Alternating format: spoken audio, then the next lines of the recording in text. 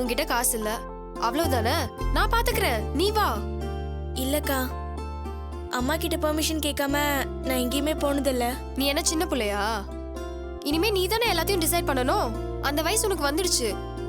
அதுக்காக உங்க அம்மா கிட்ட சொல்ல வேணான்னு சொல்லல, போயிட்டு வந்து சொல்லிடு. சாரிக்கா, இப்ப மட்டும் இல்ல, எப்பவுமே எங்க அம்மா கிட்ட சொல்லாம நான் எதையுமே செய்ய மாட்டேன். உன்னை பார்த்தா எனக்கு பொறாமையா இருக்கு சூர்யா, ஆனா பெருமையாவும் இருக்கு. உங்க வீட்ல இருக்க எல்லாரையுமே ஒரு தடவை பார்க்கணும் போல இருக்கு. என்ன வீட்டுக்கு வான்னு கூப்பிட மாட்டியா? ஐயோ அக்கா, நீங்க எப்ப வேணா வீட்டுக்கு வரலாம், இன்னைக்கே கூட வாங்க. கூப்பிட்டதுக்கு ரொம்ப தேங்க்ஸ். ஆனா நான் கண்டிப்பா ஒரு நாள் வருவேன். சரிக்கா. என்னமோ தெரியல சூர்யா, உன்னை எனக்கு ரொம்ப பிடிச்சு போச்சு. உனக்கு நான் ஏதாவது பண்ணணுமே. அதுக்கும் சிரிப்பு தானா?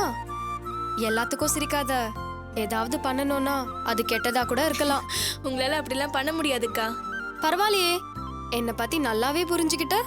ஆனா என்ன புரிஞ்சுக்கிறது ரொம்ப கஷ்டம், பாத்துக்க. சரி, நீ வேலை முடிஞ்சு வீட்டுக்கு போ, நாங்க படத்துக்கு போறோம். சரியா? சரிக்கா. சுஜி வா போலாம். வா.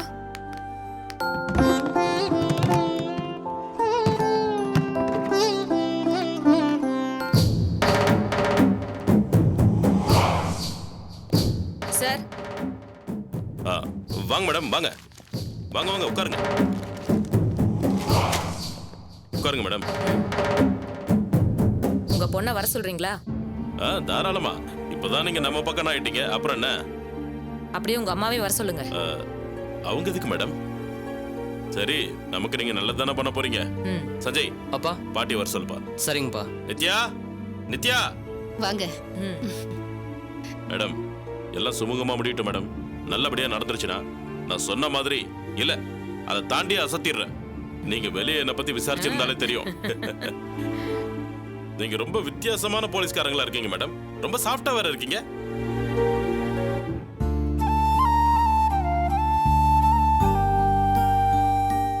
நித்யா, வணக்கம்மா. தோ என் பொண்ணே வந்துட்டா.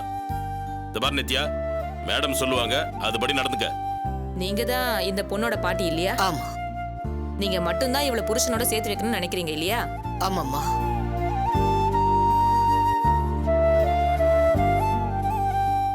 உங்க மாப்பிள்ள பாபு ஸ்டேஷனுக்கு வந்திருந்தாரு.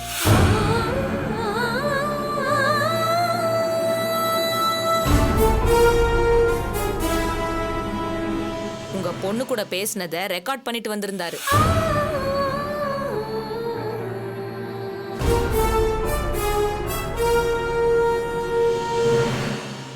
அவருக்கு உங்க பொண்ணோட சேர்ந்து வாழணுங்கிற எண்ணம் இருக்கு.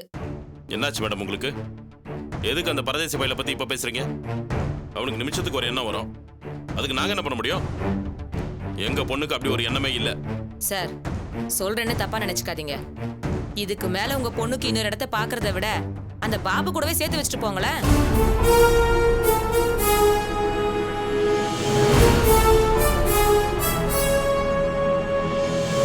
அந்த பையனும் நல்லவன் மாதிரி தான் தெரியறாரு. அதோட உங்க பொண்ணு மேல ரொம்ப பாசம் வச்சிருக்காரு. மேடம், அந்த பயலுக்காக உங்ககிட்ட நான் சர்டிபிகேட்லாம் கேட்கல. ஒழுங்கா போயிட்டு இருக்கிற விஷயத்துக்குள்ள தேவையில்லாம குட்டிகள் அடாலாம் பண்ணாதீங்க. தயவு செஞ்சு கிளம்புங்க.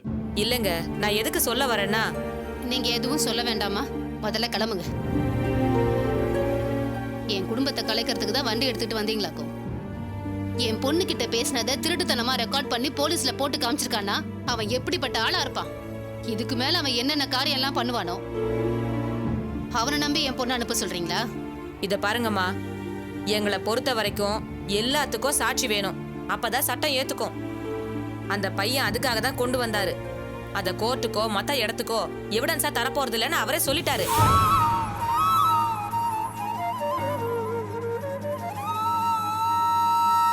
இத பாருங்க, அவன் எக்கேடா கெட்டு ஒழியட்டுங்க. அவன் பேச்செல்லாம் இங்க பேசாதீங்க. இத பாருங்க, ஈஸியா முடியற பிரச்சனைய காம்ப்ளிகேட்டட் பண்ணிக்காதீங்க. உங்க ஈகோவை எல்லாம் தூக்கி போடுங்க. உங்க பொண்ணு வாழ்க்கைய மட்டும் நினைச்சு பாருங்க. உங்களுக்கு எதுக்குங்க அதெல்லாம்? ஏன் அவன்கிட்ட பணம் கிணம் வாங்கிட்டீங்களா என்ன? நல்லதுக்கு சொன்னா இப்படித்தான் பேசுவீங்க. ஆக்சுவலா எனக்கு லஞ்சம் தரேன்னு சொன்னது உங்க வீட்டுக்காரர் தான்.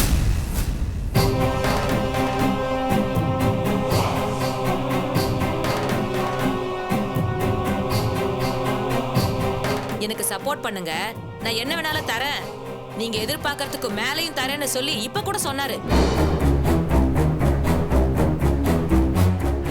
என்ன மேடம் நீங்க அபாண்டமா பேசுறீங்க? உங்க குணத்தை பத்தி எல்லாம் கேள்விப்பட்டிருக்கேன், இப்பதான் உங்களை நேர்ல பாக்குறேன். அப்போ எனக்கு நிறைய தரேன்னு சொல்லி நீங்க கேட்கவே இல்லை, அப்படித்தானே? இந்த பாருங்க, யூனிஃபார்ம்ல இருந்துட்டு இப்படி எல்லாம் பேசாதீங்க. ஆமா சார், தப்பு என்னுடையதுதான். இப்படி சொன்னா நீங்க நல்லவங்கள ஆயிடுவீங்களா? அவங்ககிட்ட காசை வாங்கிட்டு எங்களை வந்து டார்ச்சர் பண்றீங்களா? இப்போவே உங்க மேல கம்ப்ளைண்ட் பண்ணட்டுமா? ஓஹோ, கம்ப்ளைண்ட் பண்ணுவீங்களா? தாராளமா பண்ணுங்க. நான் வேணா நம்பர் தட்டுங்களா? அந்த பையன் நல்லவனா இருக்கான், என் ஒய்ஃபோட சேர்த்து வைங்கன்னு கெஞ்சறான். அதனாலதான் பாவப்பட்டு உங்ககிட்ட பேசலான்னு வந்தேன்.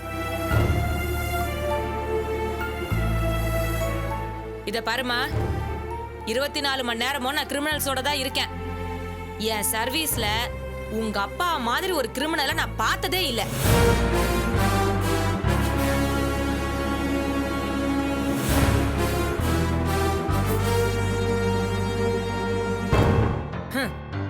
எனக்கு என்ன வந்துச்சு? இனிமே உங்க பாடாச்சு அவங்க பாடாச்சு. போலீஸ் யூனிஃபார்ம் போட்டிருந்தாலும் நானும் ஒரு பொம்பளை தான். அந்த உரிமையில தான் நான் சொல்றேன். உங்க அப்பா அம்மா பேசுற பேச்ச கேட்டுக்கிட்டு உன் வாழ்க்கையை நாசம் பண்ணிக்காத, அவ்வளவுதான் நான் சொல்லுவேன். வழிவிடுமா?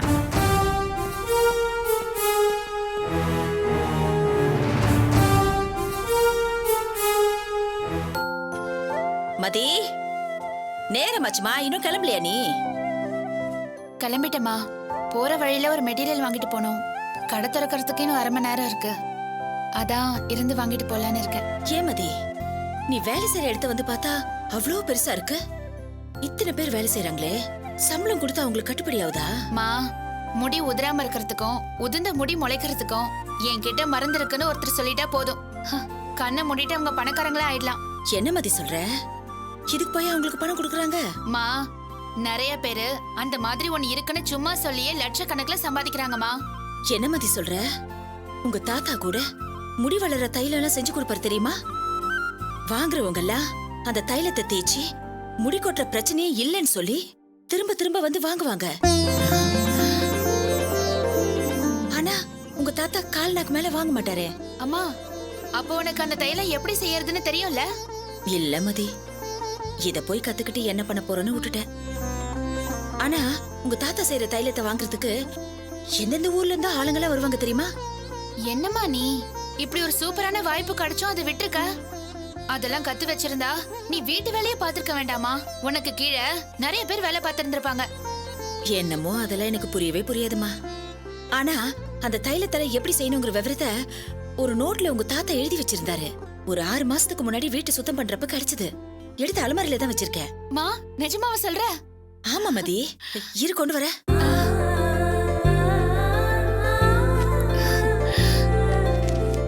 இந்த இதா பாரு.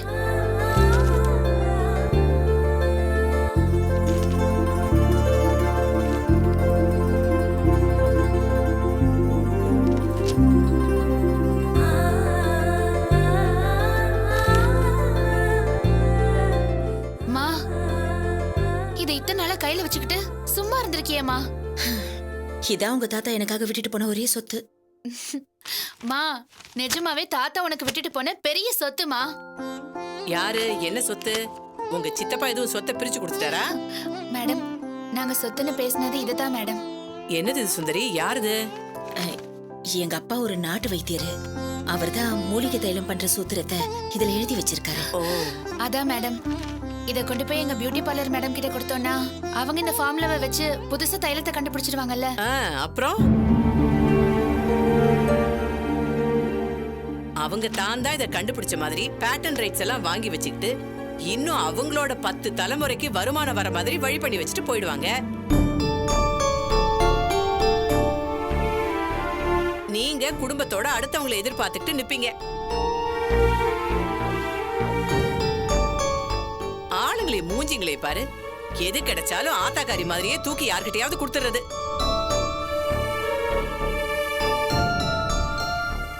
இப்ப நீ பியூட்டி பார்லர்ல தானே வேலை பாக்குற?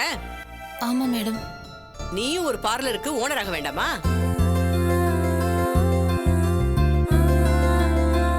இதுல இருக்கிற பொருள் எல்லாம் வாங்கி நீயே மிக்ஸ் பண்ணி தைலம் ரெடி பண்ணு.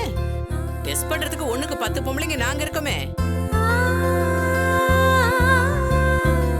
நான் இருக்கேன், உங்க அம்மா இருக்கா, சூர்யா இருக்கா, ஸ்வேதா, எல்லாரும் போட்டு செக் பண்ணிப்போம். எல்லாம் சரியா வந்துச்சுன்னா எங்க ஆபீஸ்லயே 50 பொம்பளைங்க இருக்காங்க. நான் ஆர்டர் எடுத்து உனக்கு தரேன். இதுக்கு மேல உனக்கு நம்பிக்கை வந்துருச்சுன்னு சொல்லு. பேங்க்ல நான் உனக்கு லோன் ஏற்பாடு பண்றேன். உங்க பியூட்டி பார்லர் ஓனரை விட நீ பெரிய ஆளா வந்துடலாம்.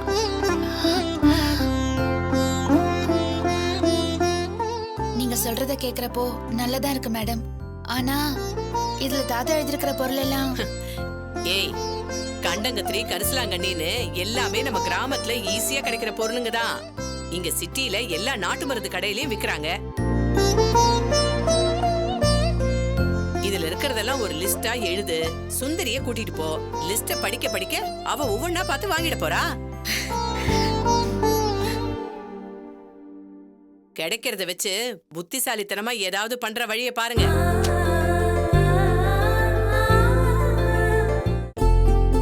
ஸ்வேதா வெளியே போயிட்டா, அதான் சாவி உங்ககிட்ட கொடுத்துட்டு போலான்னு வந்தேன். இந்தா இங்க பாருமதி, இவள மாதிரியே நீயும் பயந்து பயந்து சாகாம தைரியமா இறங்கி நின்னு இதை செய்ய. யாரு கண்டா இது மூலமா உங்க குடும்பத்துக்கு நல்லது நடக்கலாம்ல. பாத்துக்க. வரே சுந்தரி. சரிங்கம்மா.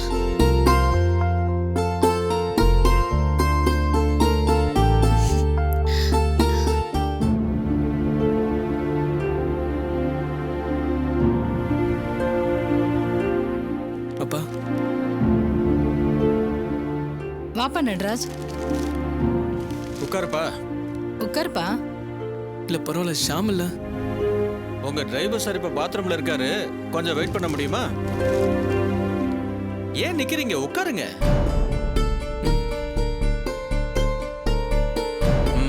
அப்புறம் வேலையெல்லாம் எப்படி போயிட்டு இருக்கு? நல்லா போயிட்டு இருக்குப்பா. நல்லா போகாம என்ன செய்யும்?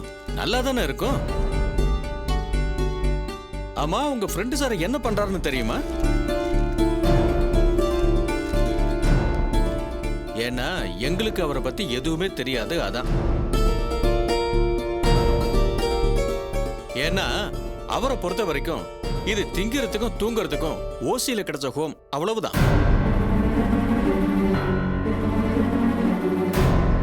ஏன்பா, பெத்த தாய் தகப்பனுக்கு நிம்மதிங்கிற ஒத்த வார்த்தை கூட அவன் தரமாட்டானா? நாங்க அவனுக்கு அப்படி என்னப்பா துரோகம் பண்ணிட்டோம்? அவன் மேல நாங்க எடுக்கிற அக்கறையை கூட புரிஞ்சுக்க மாட்டேங்கிறான். உங்க அம்மா புண்ணியம் பண்ணவங்க, அதான் உன்ன மாதிரி நல்ல புள்ளிய பத்திருக்காங்க. படிச்சியா, முடிச்சியா, வேலைக்கு போனோமான்னு இருக்க. நாங்க என்ன பாவம் பண்ணோம்னு தெரியல. ஷாம் கண்டிப்பா ஒரு நல்ல வேலைக்கு போவான்ப்பா. ஆமா, போயிட்டாலும். ஏன்பா அப்படி சொல்றீங்க? நானே ஒரு நல்ல வேலை கிடைச்சு போலியா? என்னால என் வீட்டுக்கு எல்லா விதத்திலயும் பிரச்சனை தான். நானே ஒரு வேலைக்கு போறப்போ அவனுக்கு என்னப்பா?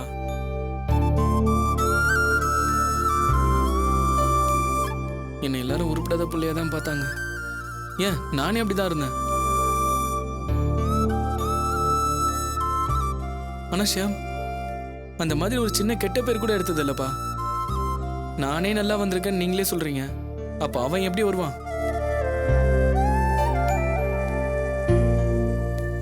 சத்தியமா அவன் ரொம்ப பெரிய ஆளா வருவான்ப்பா, பாருங்க.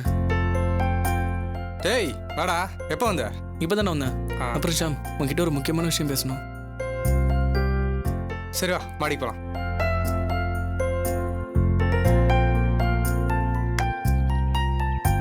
சொல்டா. ஷாம், இன்னைக்கு எங்க கம்பெனில ஒரு மிஷின் ஃபால்ட் ஆயிடுச்சு. சீனியர் இன்ஜினியர்ஸ்லாம் அது கூட போராடுறாங்க. கொஞ்சம் காம்ப்ளிகேட்டட் தான். ஆனா அதுக்கு என்னால ஒரு சொல்யூஷன் கண்டுபிடிக்க முடியும்னு தோணுதுடா. அப்புறம் என்னடா, உன்னால முடியுன்றப்ப நீ செய்ய வேண்டியதானே? சீஃப் இன்ஜினியர்ஸாலேயே முடியாதுங்கிறப்போ உன்னால எப்படி முடியும்னு எல்லாரும் சொல்றாங்கடா. நீ மட்டும் தானே இப்படி சொல்லியிருக்க. நிஜமா தான்டா சொல்றேன், நீ கண்டிப்பா கிளியர் பண்ணுவ, எனக்கு நம்பிக்கை இருக்கு. ரொம்ப தேங்க்ஸ் ஷாம். முதல்ல அந்த மிஷனோட பிளாக் டயக்ராம் வேணும்டா. அதுக்கு உன்னுடைய லேப்டாப் கொஞ்சம் வேணும். தாராளமாக எடுத்துக்கடா. அப்புறம் எனக்கு கொஞ்சம் சின்ன சின்ன டவுட்ஸ்லாம் இருக்குடா. இரு முதல்ல லேப்டாப் வச்சு அந்த மிஷினோட எல்லா டீட்டெயில்ஸும் கலெக்ட் பண்ணு. அதை வச்சு நம்ம ப்ரொஃபஸர் கிட்ட போய் ஐடியா கேட்போம். அவர் கண்டிப்பாக ஹெல்ப் பண்ணுவாரா? ம். சரி இரு, நான் போய் லேப்டாப் எடுத்துட்டு வரேன். என்னடா? ஒரு நிமிஷம். சொல்லு விதி. மாமா, நட்ராஜ் மாமாவை உடனே பார்க்கணுமே. இங்கே தான் என் கூட தான் இருக்கான். அப்படியா? அவர்கிட்ட போனை கொடுங்க. என்ன விஷயம்னு சொல்லு. அர்ஜென்ட்டா ஒரு டிராயிங் வரையணும் மாமா. அவன் ஒரு முக்கியமான வேலை பிஸியாக இருக்கான், அதெல்லாம் வரைஞ்சு தர முடியாது. மாமா, இதுவும் முக்கியமான வேலை தான், ரொம்ப பிகு பண்ணிக்காதீங்க. ஏய், விளையாடுறதுக்கு டைம் இல்லை, ஃபோனை கட் பண்ணு. மாமா, என்னடா? நிவேதிடா ஏதோ டிராயிங் வரையணும் அப்படி இப்படின்னு சொல்லிட்டு இருக்கா. டேய், என்னன்னு கேட்டு வாங்கடா, ஃப்ரீ டைமில் பண்ணி கொடுத்துடலாம். முதல்ல நீ இதில் கான்சென்ட்ரேட் பண்ணி இந்த வேலையை நல்லபடியாக முடி. மிச்சம் எல்லாம் அப்புறம் பார்த்துக்கலாம். நான் போய் லேப்டாப் எடுத்துட்டு வந்துடுறேன்.